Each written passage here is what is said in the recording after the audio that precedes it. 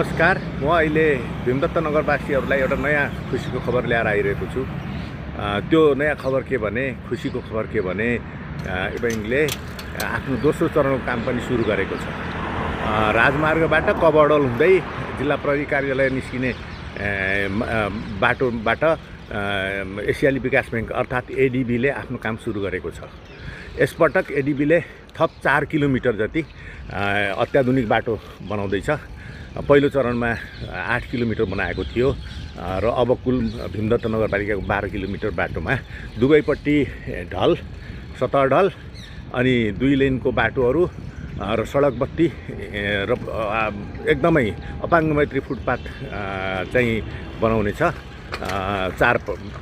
अब यहाँनिर यो खुसीको खबर त हो, त यसमध्ये चाहिँ कुन कुन बाटोहरू पर्छन् त भन्दाखेरि यो चाहिँ कबडौलदेखि जी प्रकाशसम्मको र राजमार्ग कबड हुँदै जी प्रकाशसम्मको राजमार्गबाट सब्जी मण्डी हुँदै महेन्द्र स्मारकसम्मको र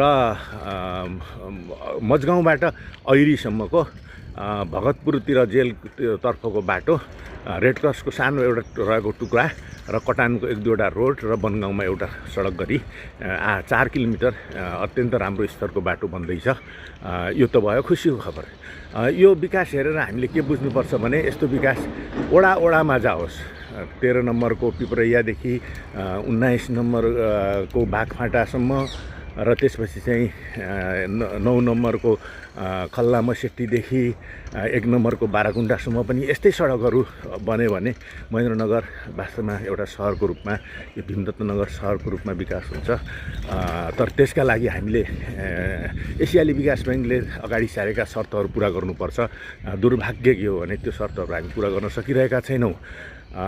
एडिबीको शर्त छ, यो ठुलो सहरको रूपमा विकास हुँदै गरेको भीमदत्त नगरको फोहोर व्यवस्थापन कहाँ गर्ने?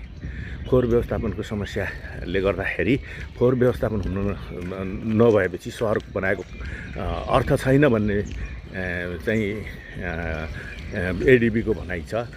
त्यसका लागि चाहिँ एडिबीले के मात्रै भनेको छ भने, कि तपाईँहरू जग्गा खोज्नुहोस्, लगभग 12-13 बिघा जग्गा खोज्नुहोस्, हामी त्यसमा एकदमै अत्याधुनिक खालको फोहोर मैला व्यवस्थापन केन्द्र अर्थात् डम्पिङ साइट बनाइदिन्छौँ भनेको छ।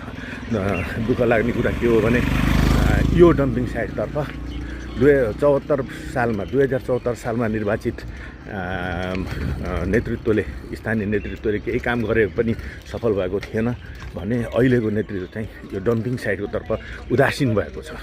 यो उदासीनता वास्तवमा